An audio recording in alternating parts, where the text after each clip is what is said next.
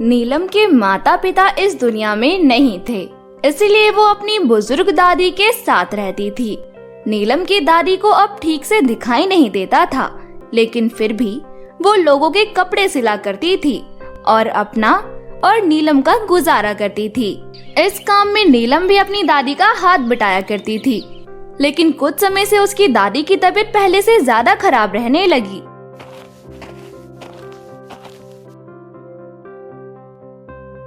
आपको मैंने मना किया था ना कोई काम करने से, तो फिर आप सिलाई क्यों कर रही हो? बेटी, ये काम करना बहुत जरूरी है, वरना हम भूखे मर जाएंगे। और ये वाला लहंगा तो पार्वती के घर आज ही पहुंचाना जरूरी है। कल शादी है ना उसकी बेटी की, इसीलिए कल से पहले ही सारा काम खत्म करना होगा। दादी आप आराम कीजिए, मैं हूँ ना। ये कहकर नीलम अपनी दादी को एक जगह बिठा देती है और खुद जोरों शोरों से सिलाई करने लगती है। थोड़ी ही देर बाद पार्वती उनके घर आई। क्या तुम्हें नहीं मालूम, मेरे घर में कल शादी है। अब अम्मा आप बुरा मत मानना, तुम्हारी पोती की तो शादी होने से रही, कम से कम मेरी बेटी की तो ठीक से होने दो। अरे पार्वती, ये क्या बोली जा रही है? और नहीं तो क्या कहूँ, 1 महीने से मेरी बेटी का लहंगा आपके पास रखा है। अगर नहीं सिलना था तो ऐसे ही बोल देती। इतने दिन तक अपने पास मेरा लहंगा फंसा कर क्यों रखा? अरे काकी, थोड़ा पानी पियो और शांत हो जाओ। आपकी बेटी का लहंगा बिल्कुल तैयार है। शुक्र है भगवान का जो मैं लेने आ गई, वरना तो मेरी बेटी कल साड़ी पर ही विदा होनी थी। दिखा तो जरा कैसा लहंगा बनाया है। लहंगा देखने के बाद पार्वती का मन प्रसन्न हो गया। लहंगा तो बड़ा ही सुंदर लग रहा है, मेरी बेटी इसे पहनकर तो खूबसूरत लगेगी। कितने पैसे हुए इसके? केवल 500 काकी। मेरी सुभद्रा, तेरी भी तो दोस्त है, तू अपनी दोस्त की शादी का लहंगा 500 रुपए में सिलेगी? नहीं, ऐसी बात नहीं है काकी, लेकिन मैंने तो बहुत कम दाम बताया है। सिलाई करने में मेहनत भी तो बहुत लगती है। 300 रुपए में बात हुई थी तेरी दादी से, लेकिन तू तो 500 कह रही है। लेकिन इतने कम में क्या होगा? अगर दादी ने आपको 300 कहा है तो आप 300 ही दे दीजिए। उसके बाद पार्वती वहाँ एक भी क्षण खड़ी नहीं होती। 300 रुपए पकड़ा कर वो अपनी बेटी का लहंगा लेकर वहाँ से चली गई। क्यों बेटी, तूने इतने कम पैसे क्यों लिए? दादी, उन्होंने कहा था कि आपसे वो पहले ही बात कर चुकी है, और ऐसे में मैं उनकी बात कैसे टाल सकती थी? तू तो जानती ही है, ये पापी पेट कुछ भी करवाने पर तैयार हो जाता है। मैं तो पुराने ख्यालों की हूँ, कभी नहीं सोचती कि 4 पैसे ज्यादा आएंगे तो उन्हें हम बचा सकते हैं तेरी शादी के लिए। लेकिन तू अपनी तरफ से भी तो बता सकती थी ना उसे 500 रुपए। मैं अब इन पैसों से जाकर आपकी दवाइयाँ ले आती हूँ। मुझे क्या हुआ है, मैं तो बिल्कुल स्वस्थ हूँ। दवाइयाँ लाने की जरूरत नहीं है, घर में राशन नहीं है, सबसे पहले राशन लेकर आओ। नीलम मुस्कुराते हुए अपनी पूजा की थाली उठाकर घर से बाहर चली गई। दरअसल नीलम रोजाना अपने गांव की नदी की पूजा करती थी। आज भी वो पूजा की थाली लेकर गांव की नदी के पास पहुंची। सब लोग भगवान को जिस तरह शुक्रिया अदा करते हैं, उसी तरह मैं इस नदी देवी को भी शुक्रिया अदा करती हूँ। हमारे गांव को हरा भरा रखने में आपका बहुत बड़ा सहयोग है। और सबसे बड़ी बात, ये नदी अपने साथ जो जड़ी बूटियाँ लेकर आती है, वो मेरी दादी की दवाइयों में बहुत काम आते हैं। ये नदी भी मेरे लिए एक भगवान की तरह ही है। नीलम पूजा करने के बाद अपनी दादी के लिए औषधियों को ढूंढने लगी। वो औषधियाँ केवल नदी के किनारे ही मिलती थी। आजकल तो लोगों ने इतना कचरा फैलाना शुरू कर दिया है कि सारी जड़ी बूटियां ही गायब होती जा रही हैं। मुश्किल से उसे थोड़ी बहुत जड़ी बूटियां मिल ही गई, जिन्हें लेकर वो अपनी दादी के पास गई। सिलाई के पैसों से वो घर में अनाज ले आई। दादी माँ, अब आपको मैं इन जड़ी बूटियों से काढ़ा बनाकर पिलाती हूँ। देखना, दवाइयों से भी जल्दी ठीक हो जाओगी आप। ऐसे ही उनकी रोज की जिंदगी बीत रही थी, लेकिन कुछ ही दिनों बाद उसकी दादी की तबीयत ज्यादा खराब होने लगी। दादी, आपको ये क्या हो गया? बेटी, अब मुझे सांस लेने में दिक्कत हो रही है। लगता है मेरी जिंदगी ज्यादा समय की नहीं बची। मैं चाहती हूँ कि जाने से पहले तेरी शादी देख लूं। मेरी बेटी तो बहुत सुंदर है, लेकिन दहेज देने के लिए मेरे पास कुछ नहीं। कुछ नहीं होने वाला दादी आपको। आप चाहती हो कि मेरी शादी हो जाए? जरूर होगी, लेकिन उसके बाद भी मैं आपको छोड़कर कहीं नहीं जाऊंगी। अपनी दादी को बिस्तर पर आराम करता छोड़कर, दादी की तबीयत तो दिन ब दिन बिगड़ती जा रही है। मुझे कोई ना कोई काम तो करना ही होगा ताकि मैं उन्हें शहर ले जाकर अच्छे अस्पताल में भर्ती करवा सकूं। सिलाई के पैसे तो बहुत कम होते हैं। नदी के पास जो औषधियाँ मिलती थी उनसे दादी को थोड़े टाइम तक आराम मिलता था, लेकिन अब तो नदी के पास जड़ी बूटियां भी नहीं मिल पाती। नीलम इस दुविधा में थी कि तभी उसकी सहेली उषा उसके पास आई। यहाँ बैठकर अकेले क्या सोच रही है? मैं यहाँ तुझे एक बहुत अच्छी खबर देने आई हूँ। मुझे देखने के लिए लड़के वाले आ रहे हैं और तुम तो मेरी बहुत अच्छी दोस्त हो ना, इसीलिए मैं चाहती हूँ कि इस समय तुम मेरे साथ रहो। ये तो बहुत अच्छी बात है, मैं तुम्हारे लिए बहुत खुश हूँ, लेकिन तुम तो जानती हो इस समय दादी की तबीयत बहुत खराब है। अभी तुम्हारे साथ नहीं चल सकती मैं तुम्हारे घर गई थी, दादी आराम कर रही हैं और तुम मुझे यहाँ मिल गई, तो बस तुम अभी मेरे साथ मेरे घर चलो, बस मुझे कुछ नहीं सुनना। उसके बाद नीलम को उषा अपने साथ घर ले गई। उषा की माँ नीलम को कुछ खास पसंद नहीं करती थी क्योंकि नीलम दिखने में बहुत सुंदर थी, लेकिन उसकी बेटी ईशा दिखने में कुछ खास नहीं थी। इसे अपने साथ कहाँ लाई हो? यहाँ तो पहले से ही बहुत सारे लोग हैं और अभी मेहमान भी तो आने वाले हैं। माँ, नीलम मुझे तैयार कर देगी, इसके साथ के बिना तो मेरा कोई अच्छा दिन नहीं जाता। मेरी तो तुम्हें एक सुननी नहीं, जो करना है करो। उसके बाद उषा की माँ वहाँ से मुंह बनाकर चली गई। थोड़ी देर बाद उषा भी तैयार हो गई। तूने तो मुझे बिल्कुल परी जैसा तैयार किया है। अरे ये क्या, तूने इतने फीके फीके कपड़े क्यों पहन रखे हैं? इसके बाद उषा अपनी अलमारी से एक सुंदर सी फ्रॉक निकालकर नीलम को देती है। तू इसे पहनेगी? उषा के बहुत कहने पर नीलम वो ड्रेस पहन लेती है। वो पहनकर नीलम बहुत सुंदर लग रही थी।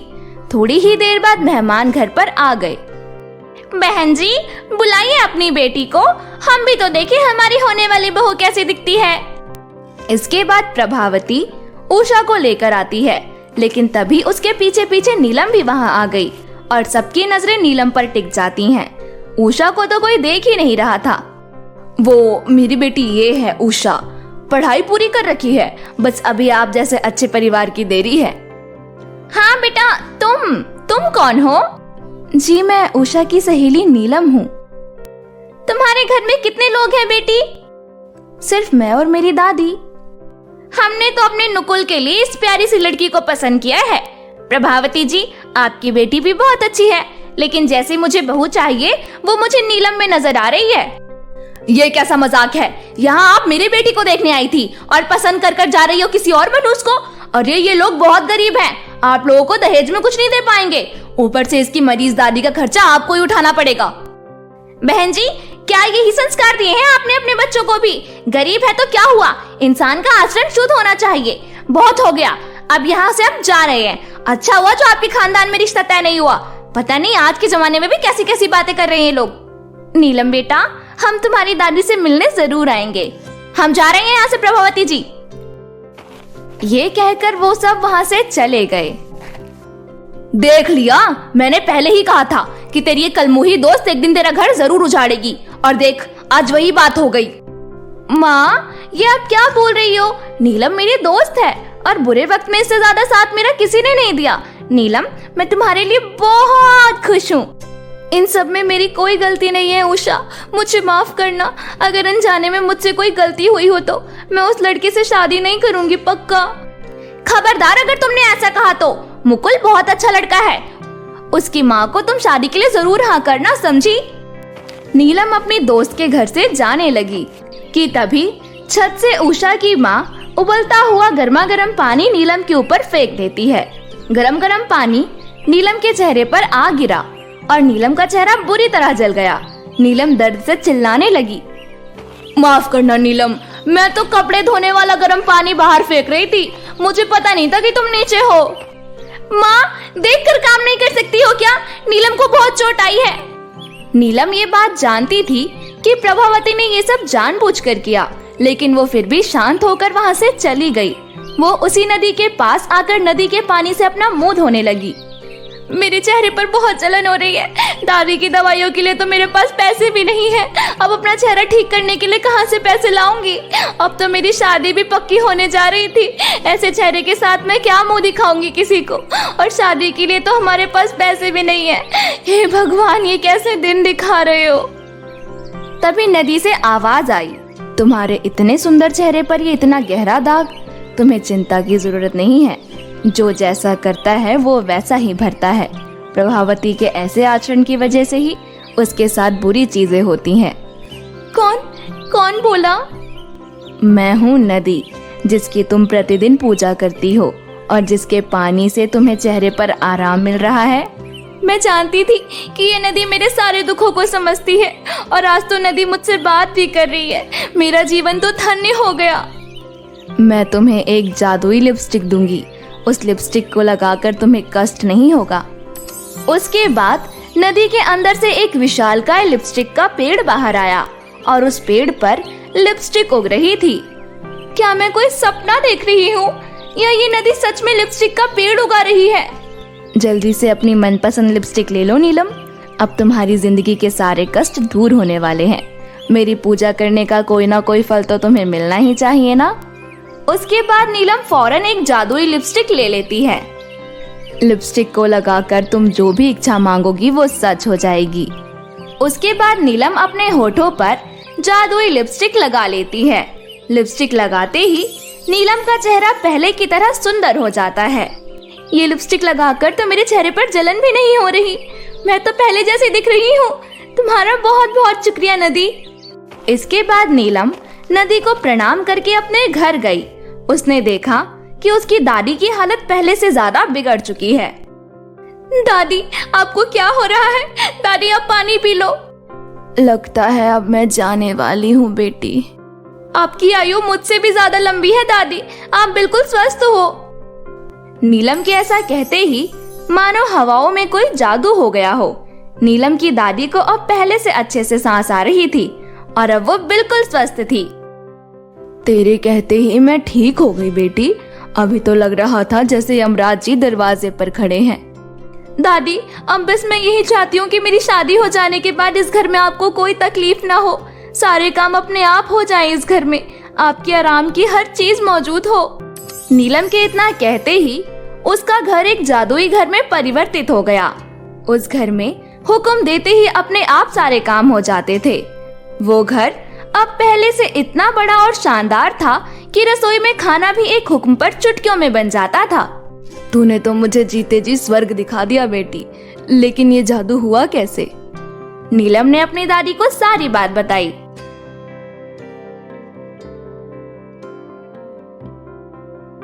अच्छाई की हमेशा जीत होती है। मुकुल और उसका परिवार भी मुझसे बात करने आया था।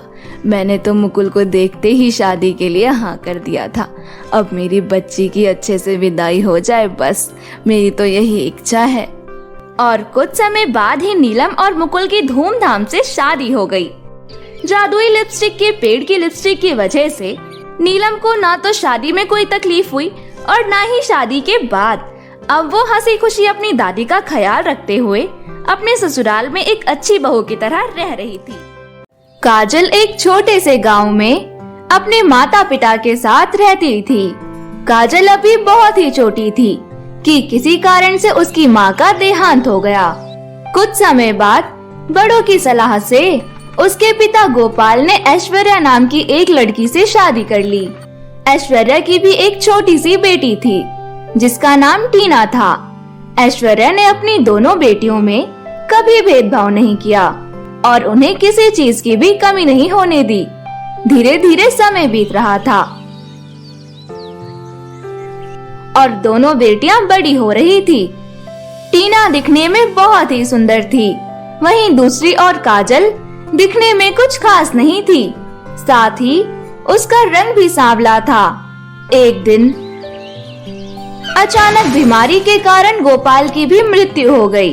गोपाल की मृत्यु की खबर सुनकर ऐश्वर्या और उसकी दोनों बेटियों पर दुखों का पहाड़ गिर गया। दोनों बहनें एक दूसरे को दिलासा दे रही थी। अरे दीदी, आप क्यों रो रही हो? जीना मरना तो सब ऊपर वाले के हाथ में है ना। चुप हो जाइए, इस तरह रोइए मत। तू सही कह रही है छोटी, हमें इस तरह रोना नहीं चाहिए। हमें माँ को भी तो संभालना है। पिताजी की मौत की खबर सुनकर तो माँ टूट गई है। अब क्योंकि उनके घर में कोई कमाने वाला नहीं था, इसीलिए ऐश्वर्या ने दूसरों के कपड़े सिलना शुरू कर दिया था। वो दूसरों के कपड़े सिलकर और दूसरों के घरों में काम कर कर अपने घर का गुजारा करती थी। एक दिन ऐश्वर्या की बहन राखी उसके घर आई। अरे, बड़ा समय लगा दिया दीदी आपने आने में। हाँ छोटी, मेरा घर तो तेरे घर के बगल में है ना, जो जब मन चाहे तब आ जाऊं। ऐश्वर्या हंसते हुए कहती है। अरे आप भी ना दीदी, हर वक्त मजाक करती रहती हो। आइए बैठिए। कुछ समय बाद ऐश्वर्या अपनी बहन से कहती है, चलिए दीदी आप हाथ मुंह धो लीजिए, मैं आपके लिए खाना लगा देती हूँ। इतनी दूर से आई हो, भूख प्यास तो लगी ही होगी आपको। अरे हाँ, वो सब तो होता रहेगा। पहले तुम मुझे अपनी बेटी से तो मिलवाओ, मैं भी तो देखूं कितनी बड़ी हो गई है मेरी गुड़िया। जिसके बाद ऐश्वर्या अपनी दोनों बेटियों को आवाज देती है। काजल, टीना, दोनों बाहर आओ, देखो कौन आया है तुमसे मिलने। दोनों बेटियां बाहर आती हैं और कहती हैं, ये देखो तुम्हारी मौसी आई है। मौसी को नमस्ते बोलो। नमस्ते मौसी जी। नमस्ते नमस्ते बेटा। राखी टीना से कहती है, अरे वाह वाह, मेरी बच्ची कितनी बड़ी हो गई है और कितनी सुंदर भी हो गई है। तभी काजल कहती है, मौसी जी आप कैसी हैं? बड़ा समय लगा दिया आपने आने में। माँ तो कह रही थी आप जल्दी ही आ रही हो, लेकिन आप तो इतना लेट आई। राखी आंखें तिरछी करके जुबान कड़वी करते हुए कहती है, हाँ हाँ मैं बिल्कुल ठीक हूँ। मेरी प्यारी गुड़िया टीना, देख मैं तेरे लिए क्या लाई हूँ। क्या लाई हो मौसी जी? तभी राखी अपने थैले से एक सुंदर सा ब्रेसलेट निकालकर टीना को दे देती है, लेकिन वो काजल की तरफ देखती तक नहीं। और अपनी मौसी का ऐसा व्यवहार काजल को बिल्कुल अच्छा नहीं लगता और वो उदास होकर अपने कमरे में बैठ गई। थोड़ी ही देर में जब ऐश्वर्या काजल को खाने के लिए बुलाने आती है, तो वो उससे कहती है, क्या हुआ मेरी प्यारी बेटी को? तुम इतनी उदास क्यों लग रही हो? माँ, मौसी ने टीना को इतना सुंदर ब्रेसलेट दिया, लेकिन मेरी तरफ आंख उठाकर देखा भी नहीं। यहाँ तक कि मेरी बातों का जवाब भी इतनी कड़वे भाव में दिया। ऐसा क्यों माँ? क्या वो मुझसे प्यार नहीं करती? मैं सौतेली हूँ इसीलिए? क्या वो मुझे अपना नहीं समझती?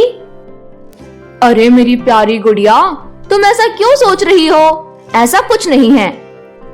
इतने में ही राखी ऐश्वर्या को आवाज लगाती है, ऐश्वर्या जरा इधर आना।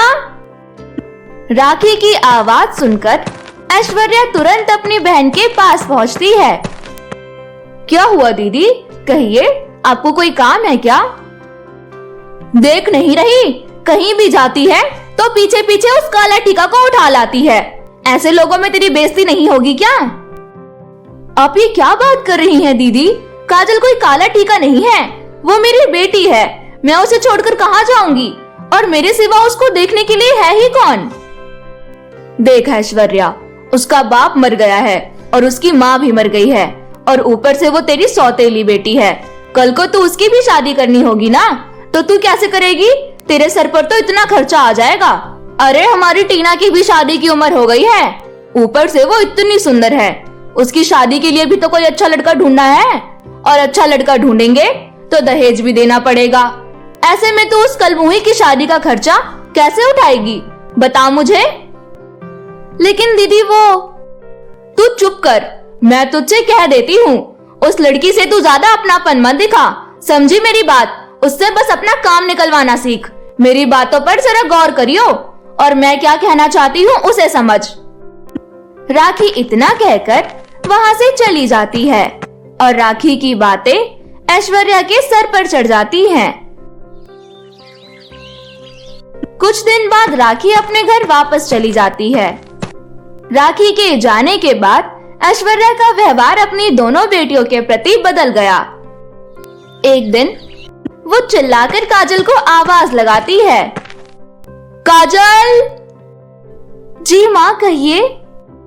सुन, मैं और टीना मेरी दोस्त की बर्थडे पार्टी में जा रहे हैं। जरा टीना को तैयार करने में उसकी मदद तो कर। और हाँ, हमें आने में देरी हो जाएगी तो हम दोनों खाना खा कर आएंगे। तू जरा रसोई के बर्तन धोकर फ्रिज में रखा कल का खाना खा लियो। काजल कुछ कहे बिना जैसा उसकी माँ कहती है वैसे ही करती है और इसी तरह कई दिन बीत गए। काजल सारे घर का काम सुबह से शाम तक अकेली ही करती थी और बाद में बचा कुचा खाना खा लेती थी। ऐश्वर्या और उसकी बेटी पूरा दिन मेले और बाजार में घूमते रहते थे। धीरे धीरे ऐश्वर्या ने दूसरों के घरों में काम करना और उनके कपड़े सिलना भी बंद कर दिया था और गोपाल ने काजल की शादी के लिए जो पैसे जमा किए थे उसने उन्हें खर्च करना शुरू कर दिया। एक दिन ऐश्वर्या काजल से कहती है, काजल, तुझे पता है ना तुझे क्या क्या काम करना है? वैसे भी मुझे और टीना को घर से निकलने में बहुत देर हो गई है, तो तू घर का सारा काम निपटा लेना और हम जा रहे हैं, ठीक है? लेकिन माँ, मेरा भी मेले में घूमने का बहुत मन है। बहुत दिनों से मैं देख रही हूँ कि आप मुझ पर बिल्कुल ध्यान नहीं दे रही। अचानक ऐसे क्या हुआ माँ? क्या मैंने कोई गलती की है? तो मुझे बताइए। आप मुझे जो सजा देंगी मैं हंसी खुशी स्वीकार कर लूंगी, लेकिन इस तरह मेरे प्रति अपना क्रूर व्यवहार मत रखिए। आप जब भी कहीं जाती हो हमेशा टीना को ही अपने साथ ले जाती हो, मुझे क्यों नहीं ले जाती माँ? चुप कर, एक तो काली सूरत, तुझे मैं कहाँ ले जाऊं? कहीं ले जाऊंगी तो गली मोहल्ले में थू थू हो जाएगी मेरी। इतना कहकर ऐश्वर्या टीना को लेकर वहाँ से चली गई। काजल अपने कमरे में बैठकर रोने लगती है और कहती है, मेरे रूप रंग को देखकर मेरे दोस्त हमेशा मेरा मजाक उड़ाते थे। सिर्फ एक माँ ही थी जिन्होंने कभी भी मुझ में और छोटी में भेदभाव नहीं किया, लेकिन आज वो भी बदल गई। अब मेरा इस दुनिया में कोई नहीं रहा, मैं मरना चाहती हूँ। ऐसा कहकर काजल बिना सोचे समझे नदी में डूबने चली जाती है। नदी पर पहुंचकर वो नदी के अंदर कूद जाती है और शरीर के अंदर पानी भर जाने के कारण वो बेहोश हो गई। वो जब बेहोश थी तो उसे महसूस हो रहा था कि किसी अदृश्य शक्ति ने उसे हवा में उठा रखा है और जब उसकी आंख खुलती है तो वो नदी के बीचों बीच खुद को एक पेड़ के नीचे पाती है। उस पेड़ पर बहुत सारे चमचमाते हुए झुमके थे। अरे, मैं यहाँ कैसे आ गई?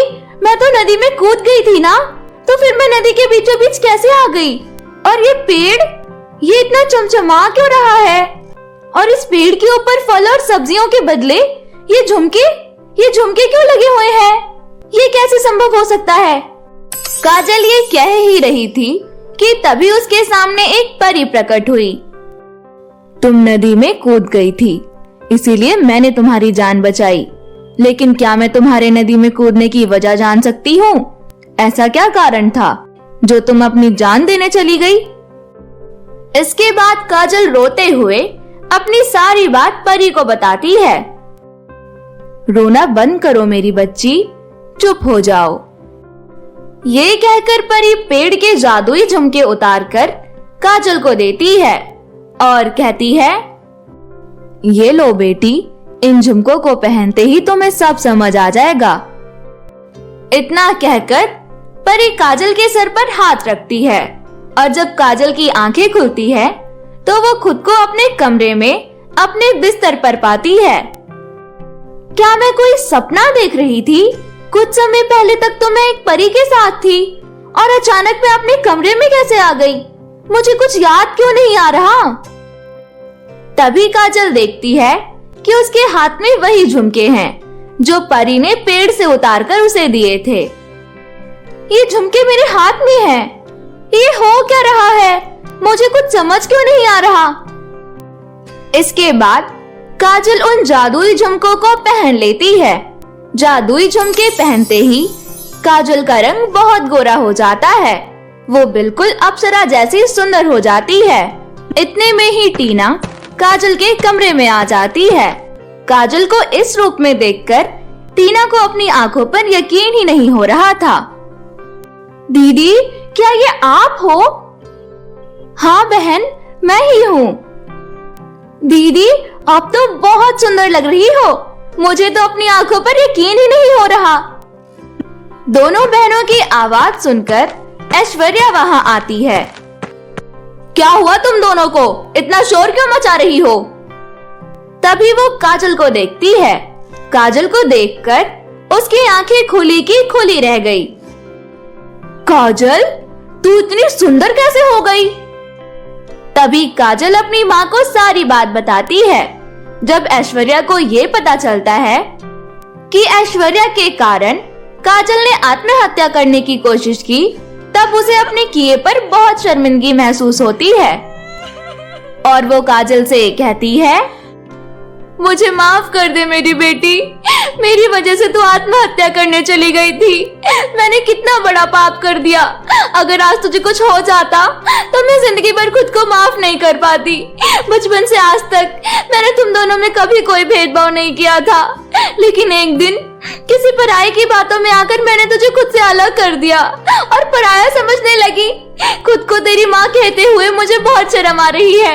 मेरी वजह से आज तुझे आत्महत्या करने के बारे में सोचना पड़ा। हो सके तो मुझे माफ कर देना मेरी बेटी। इतना कहकर ऐश्वर्या काजल को गले लगा लेती है। नहीं माँ, आपको माफी मांगने की कोई जरूरत नहीं है। पिताजी के जाने के बाद मुझे भी आपका साथ देना चाहिए था, लेकिन आपने अकेले ही पूरा घर संभाला। आज से मैं भी आपके साथ हर काम में आपकी मदद करवाऊंगी।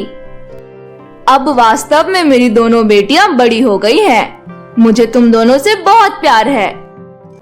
उस दिन के बाद से काजल अपनी माँ और अपनी बहन के साथ हंसी खुशी रहने लगी।